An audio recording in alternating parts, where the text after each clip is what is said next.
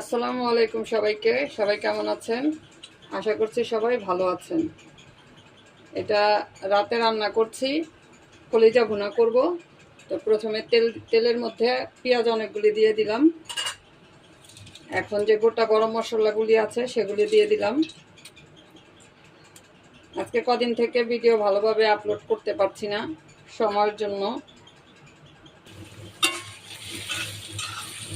আজকে রাতে রান্না করছি কোরবানির যে কলিজা ছিল সেইগুলি আজকে এখন ভুনা করব। পেঁয়াজ দিয়ে শুধু ভুনা করব, আলু ছাড়া। পেঁয়াজ পেঁয়াজ কিন্তু এখানে 1.5 কাপের মতো আছে। এখন পেঁয়াজটা একটু ভালো করে ভাজা ভাজা করে নিব, বেশি লাল করব না, একটু মানে একটু পানি দিয়ে দিচ্ছি।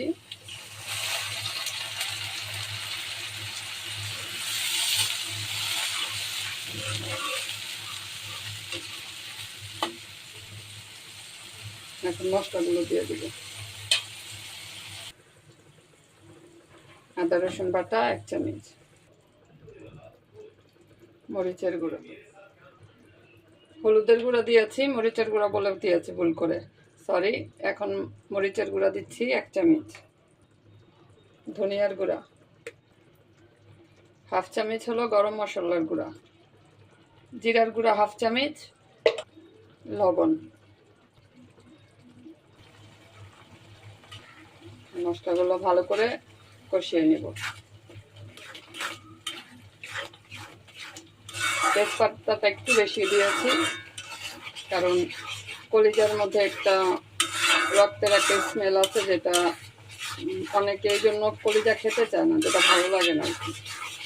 একটু গরম মশলার গুঁড়া, জিরার ফাঁকি, তারপর তেজপাতাটা দিলে তেজপাতার যে ঘ্রাণটা আছে সেটা কিন্তু সেই স্মেলটাকে নষ্ট করে ফেলে।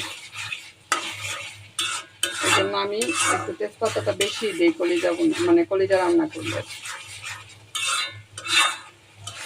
ভালো করে মশলাটা কষিয়ে নেব তেল ওঠা পর্যন্ত। মশলাটা ভালো করে কষিয়ে নিয়েছি। এখন ধুয়ে রাখা কলিজা, তারপরে ফ্যাপসা এগুলি যেগুলি আছে সবগুলি দিয়ে দিচ্ছি। এখানে 1 টুকরো তিল্লিও আছে, সেটাও আমি পরিষ্কার করে নিয়েছি। এখন অল্প পরিমাণ, তো এই জন্য তিল্লিটা আর আলাদা রান্না করলাম না, এটার সাথে দিয়ে দিলাম।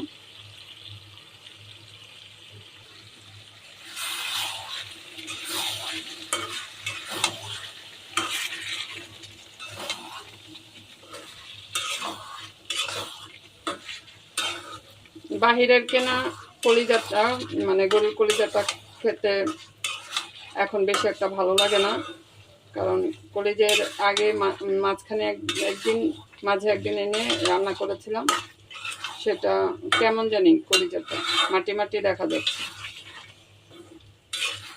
তো কোরবানির যে কলিজাটা আছে সেটা কিন্তু খেতে আমার খুব ভালো লাগে।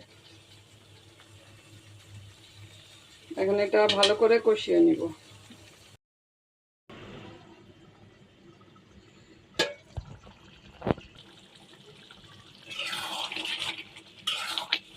পানি দিয়ে ভালো করে কষিয়ে পানি দিয়ে সিদ্ধ করে নিয়েছি। রান্নাটা কিন্তু প্রায় হয়ে গেছে, একটু ঝোল আছে, তো এটা একটু শুকিয়ে নিব।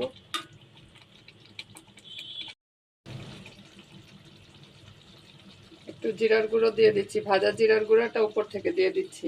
জিরার গুঁড়ার ঘ্রাণটা কিন্তু অনেক ভালো লাগে। জিরার গুঁড়াটা দিলে কলিজা মানে যে স্মেলটা আছে সেটা কিন্তু আসে না, এটা খেতে ভালো লাগে।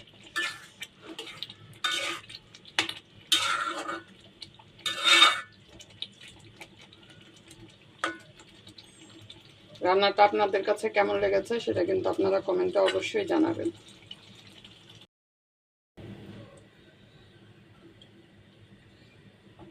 চুলা থেকে নামিয়ে নিয়েছি।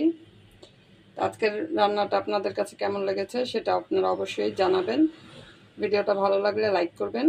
সবাই ভালো থাকবেন। আল্লাহ হাফেজ।